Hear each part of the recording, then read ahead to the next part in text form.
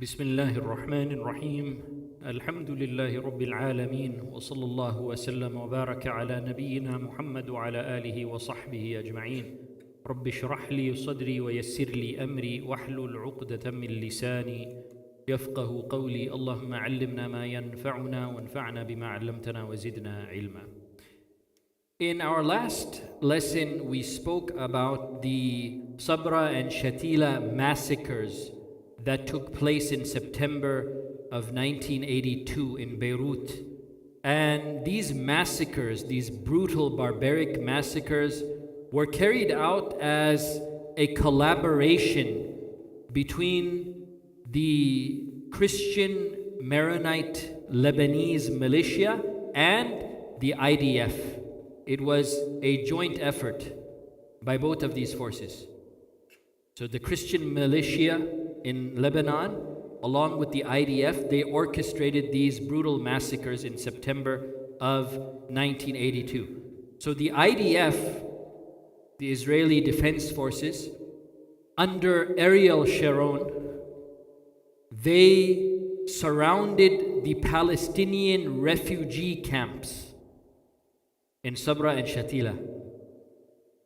They surrounded these camps so that nobody could go in and nobody could come out. So the refugees, the Palestinian refugees that were in those camps, they were trapped inside. So the Israeli part of the operation was to make a seal around the camps, to surround the camps. Then the Christian Maronites, their part of the operation was to actually go into those camps and kill everyone inside. So they massacred men, women, children in the most barbaric way.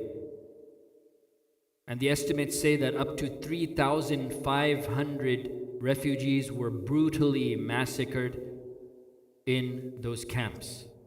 Right? So this was a joint effort by the IDF and the Christian Maronite militia in Lebanon.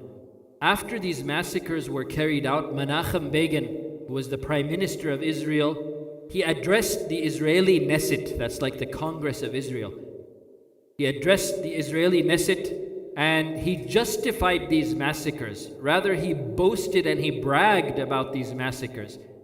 And he said, these people that we massacred, these Palestinians, they're animals that walk on two legs. So there's nothing wrong with massacring them and slaughtering them like animals because that's what they are. This is what he said publicly in front of the Knesset, in front of the Israeli Congress. So he proudly boasted about these massacres. These are the type of people that these Zionists were and that they still are. These are the type of people who are orchestrating the massacre on our brothers and sisters in Gaza today. Same type of mindset, same type of mentality. This is what they think about our brothers and sisters. Wal-iyadhu billah.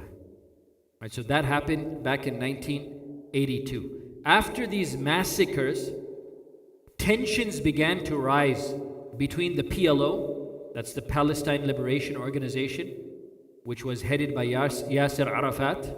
Tensions began to rise between the PLO and the Syrian government, because Syria also did not want any Palestinian presence in Lebanon.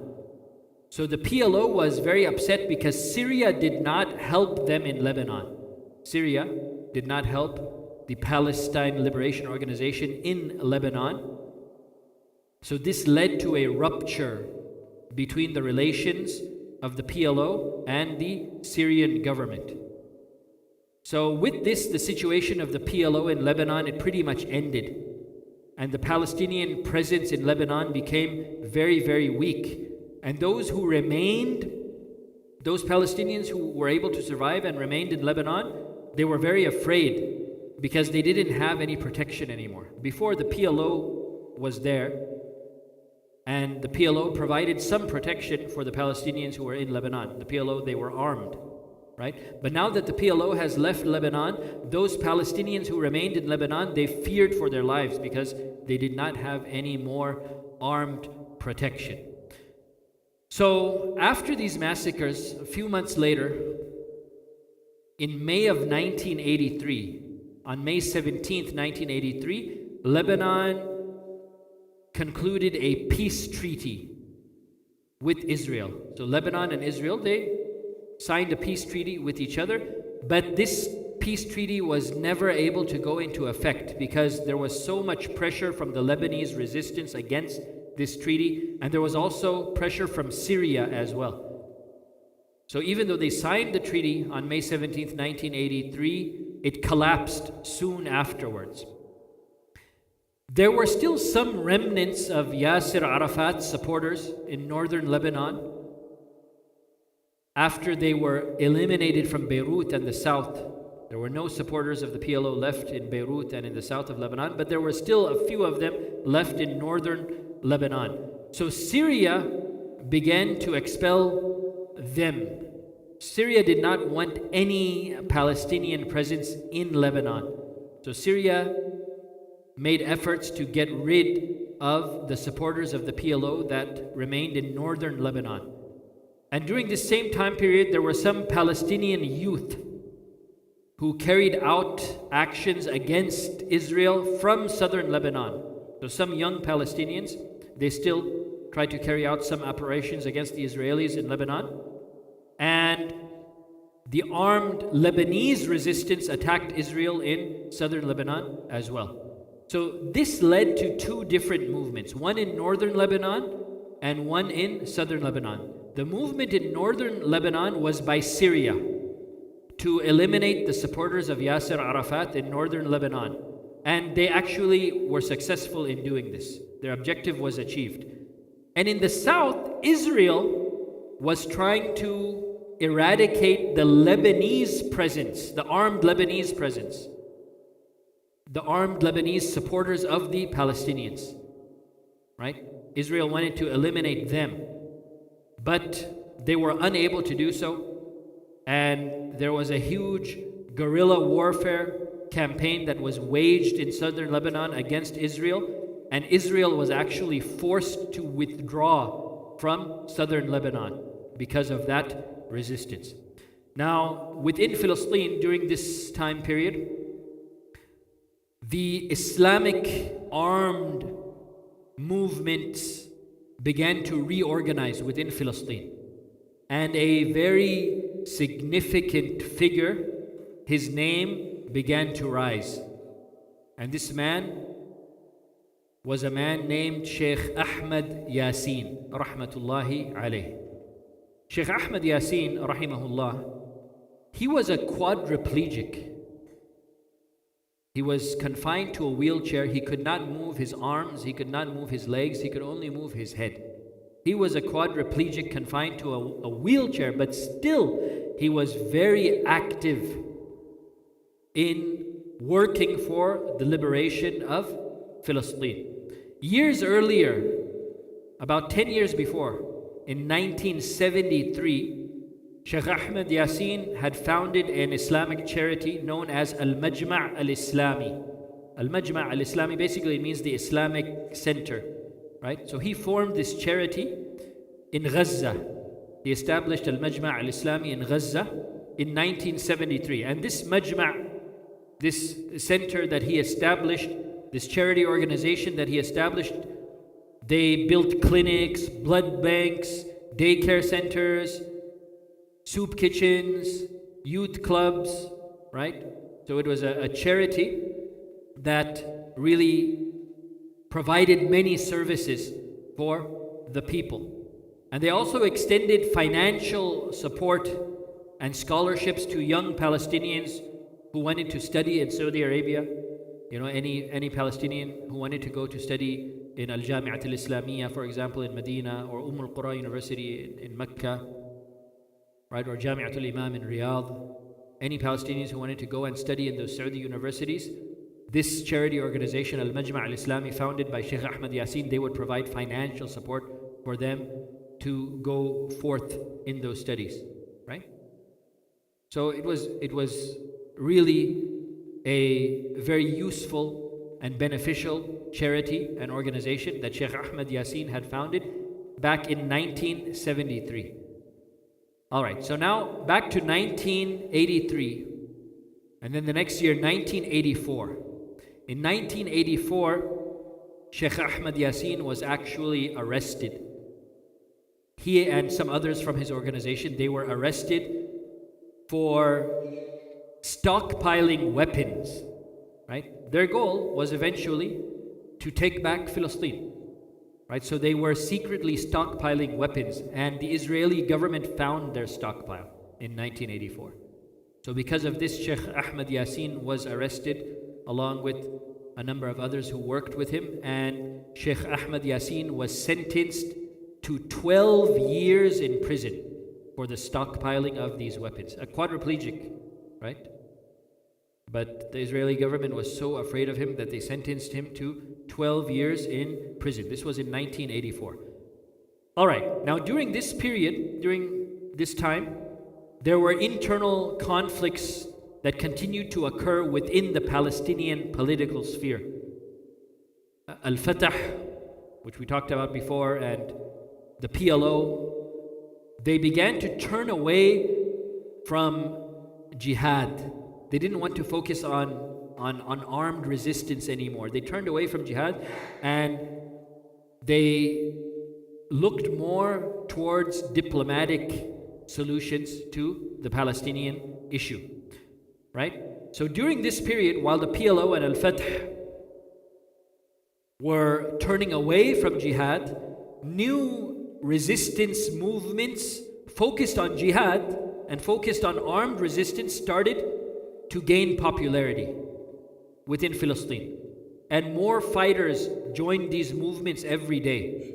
So these movements, these new movements that were based on jihad and armed resistance, they became the main competitor to the secular movements that were represented by Al-Fatah and the PLO.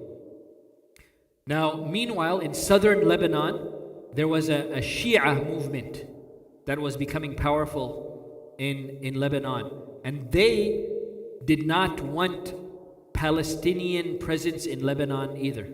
The Shia, they did not want any Palestinian presence in southern Lebanon. So this Shia movement that was known as Harakatu Amal, the Amal movement, they began to besiege Palestinian camps in Lebanon. And these sieges of the Palestinian camps in Lebanon by Harakat Amal, the Shia movement, lasted from 1985 all the way to 1988. For 3 years, this Shia movement, they laid siege on the Palestinian camps in Lebanon. So of course, all of this was very detrimental to the PLO, the Palestine Liberation Organization. All of this hurt the PLO. So the organization, the PLO, it continued to decline in the mid-80s. And these Shia movements were able to grow in southern Lebanon. And because of this, the Palestinian presence in the south of Lebanon diminished greatly. Right? So at the end, all that was left was a few camps of refugees. And there was no military Palestinian presence left in southern Lebanon. Right? Even if there were some Palestinians in southern Lebanon who wanted to take up arms to protect those refugees, they were not able to do so because the Shia and also Syria and also the Christian militias and also Israel, all of these forces worked together to prevent any armed Palestinian presence in southern Lebanon. So all that was left was some unprotected Palestinian refugee camps. So the armed Palestinian presence in Lebanon ended completely during this period. Now, during this period of conflict, there was a Palestinian organization that was known as Al-Jubha Al-Sha'biyya, the Popular Front. They managed to capture 3 Israelis as hostages. And they used these three Israelis as bargaining chips with Israel for the release of Palestinian detainees in exchange for these 3 hostages. They took 3 Israeli hostages and they started to negotiate with the Israeli government. We'll release these 3 hostages that we have taken, but in exchange, we want you to release Palestinian detainees. And how many Palestinian detainees did they demand to be released? 1,145. We'll give you these three. You have to give us in exchange for this 1,145 Palestinian detainees. And the Israeli government actually agreed to do so. They said, give us back our three hostages. We will release these 1,150 Palestinian detainees. And the deal went through. The deal actually went through, right? So Al-Jubha released the three Israeli hostages, and the Israeli government released 1,145 Palestinian prisoners. This is in 1985. And amongst those 1,145 prisoners, Palestinian prisoners who Israel released, was Sheikh Ahmed Yasin. Remember, the year earlier, 1984, he was sentenced to 12 years in prison. But just 1 year later, in 1985, he was released as part of this deal. So Sheikh Ahmed Yasin in 1985, he was a free man once again. All right, so the conflicts continued. The conflicts between the Palestinians and between the Israelis, right? And the PLO continued to decline and become weaker. And a number of operations continued here and there. Then on November 25th, 1987, on November 25th, 1987, after a couple of years of weak Palestinian efforts, right, from 1985 to 1987, Palestinians were not really able to do anything big. But then, towards the end of 1987, November 25th, 1987, a man named Khalid Akar from Al-Jubha Sha'biyya, from the Popular Front, he was able to carry out an amazing operation with a glider. You know what a glider is, right? So he came in a glider. And that glider was able to escape from Israeli radar detection. He comes in on a glider, literally, right? And the Israeli radars did not detect his glider. So he comes in and he was able to land near the Israeli camp of Jabur. And he was able to kill 6 and injure another 8 of the Israeli military officers in this operation. Right, can you imagine this guy coming in on a glider, landing near the Israeli camp, killing 6, injuring 8, and then he was killed himself. So he was able to kill 6 and wound 8 of them, then he was martyred himself. Right? So this was a very high-profile incident. November 25th, 1987. Very high-profile incident that caused tensions to increase even more between the Palestinians and the Israelis. So by the end of 1987, the tensions reached a boiling point.